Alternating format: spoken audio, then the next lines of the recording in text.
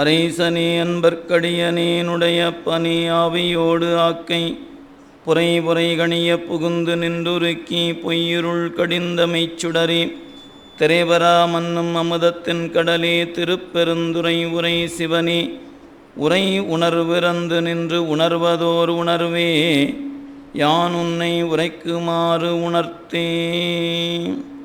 வேதநெறி தழைத்து ஓங்க மிகு சைவத்துறை விளங்க பூதப் பரம்பரை புனிய புனிதவாய் மலர்ந்து அழுத சீதவல வயற்புகலி திருஞான சம்பந்தர் பாதமலர் தலை கொண்டு திருத்தொண்டு பரவுவாம்.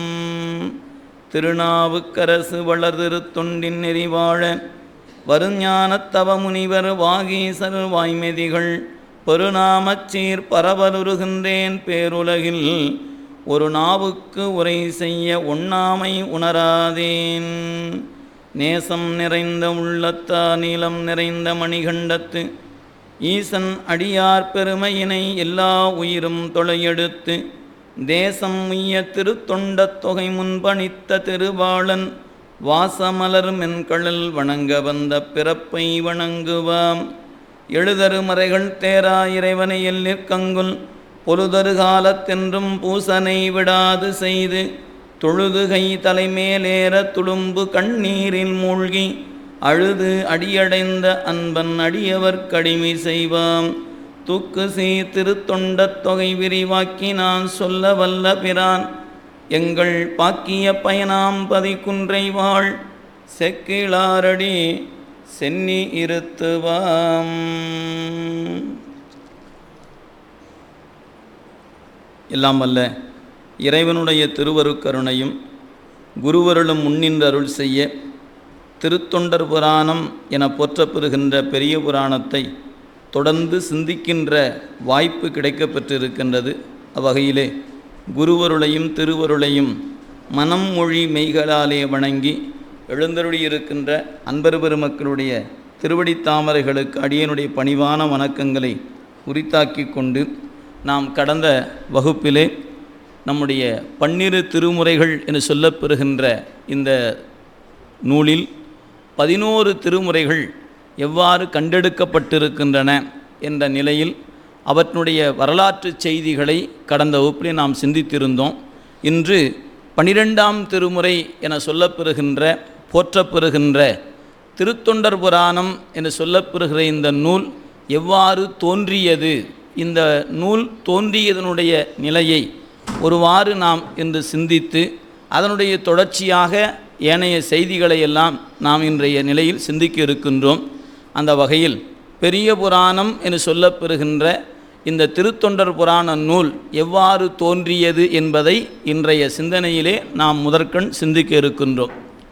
நாம் கடந்த வகுப்பிலே நினைவுபடுத்திய வகையில் 11 திருமுறைகள் ராஜராஜ சோழன் மூலமாக நம்பியாண்டார் நம்பிகள் திருமுறைகளை எடுத்து தொகுத்து அவருடைய காலத்திலே செப்பேடுகள் செய்யப்பட்டு 11 திருமுறைகள் தொகுக்கப்பட்ட நிலையில் ராஜராஜ சோழனுக்கு பின் வந்த சோழ மரபிலே தோன்றியவர் அனபாய சோழர் என்று சொல்லப்பெறுகின்ற அரசர். அந்த அனபாய சோழர் தன்னுடைய ஆட்சி காலத்தில் அவர் தன்னுடைய நிலையில் பல்வேறு நூல்களை படித்து அந்த நூல்களின் வண்ணமாக தன்னுடைய வாழ்க்கை முறையை நூலின் வண்ணமாக தன்னுடைய நிலைகளை செலுத்தி கொண்டிருக்கிற நிலையில் மன்னர் சீவக சிந்தாமணி போன்ற நூல்களில் அதிக நாட்டம் கொண்டார்.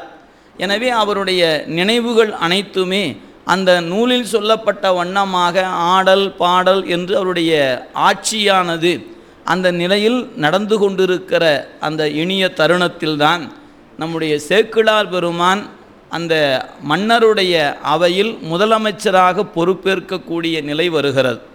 நம்முடைய சேக்கிழார் பெருமான் தொண்டை நாடு என்று சொல்லப்பெறுகின்ற அந்த பகுதியில் குன்றத்தூர் என்று சொல்லப்பெறுகிற ஊரில் தோன்றியவர்.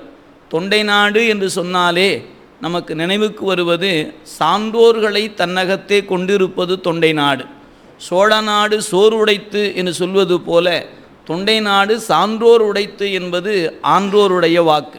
சான்றோர்கள் நிறைந்திருக்கக்கூடிய நாடு தொண்டை நாடு என்று பின்னாளில் நம்முடைய சேக்கிழார் பெருமான் இந்த புராணத்தை சொல்லுகின்ற பொழுது நம்முடைய இந்த தொண்டை நாட்டினுடைய பெருமையை சொல்ல வருகின்ற பொழுது எடுத்து அருளியிருப்பதை காணலாம்.